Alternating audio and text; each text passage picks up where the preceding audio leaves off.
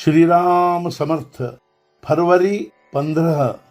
जहाँ नाम है वहाँ मैं हूँ ही।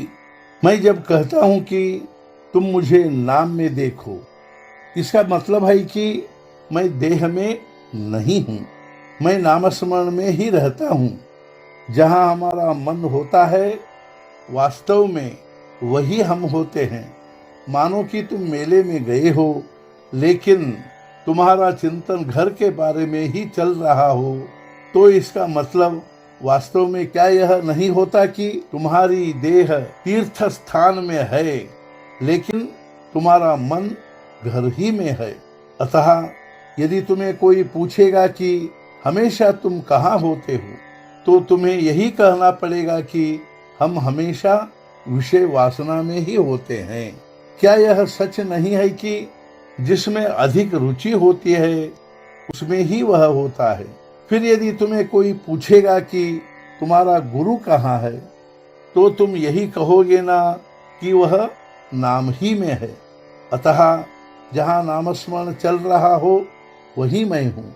जो नामस्मरण करता है उसके आगे पीछे मैं खड़ा हूँ।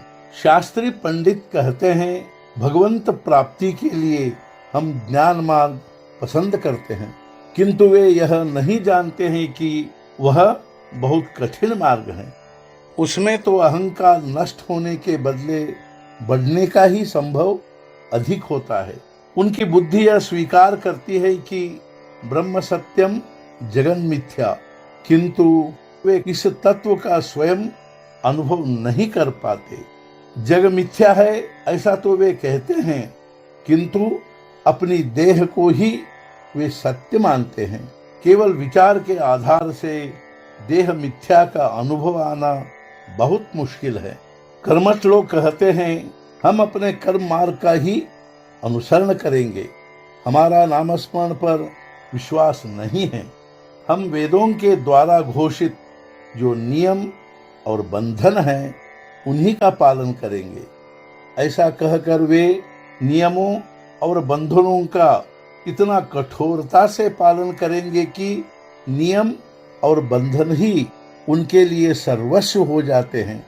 वे तो यहाँ तक नहीं समझ पाते कि ईश्वर प्राप्ति साध्य है और नियम और बंधन साधन मात्र हैं।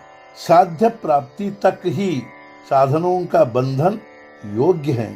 बाग बगीचा फूल आदि के रक्षण मात्र के लिए ही केवल बाढ़ हो, किंतु कर्मठ बाढ़ को ही सर्वस्व मान बैठते हैं और खाद डालकर सिंचन कर उसे बढ़ाते हैं। भीतर जो बाग हैं, फूल पौधे हैं, उनकी ओर ध्यान देते ही नहीं। वैदिक कर्मों से चित्त शुद्धि होती है यह मैं मानता हूँ, किंतु भगवत प्राप्ति के लिए जो चित्त शुद्धि हम चाहते हैं उसका अधिष्ठान यदि वैदिक कर्मों में नहीं होगा तो कर्म मार्ग का अंत कर्मठता होगा। वे ऐसा कहते हैं कि नामस्मरण पर हमारा विश्वास नहीं है, किंतु संध्या करते समय या कोई भी वैदिक कर्म प्रारंभ करने के पहले केशवाय नमः ऐसा कहते हैं। क्या यह नाम नहीं है? वेद का अर्थ है भगवान की स्तुति।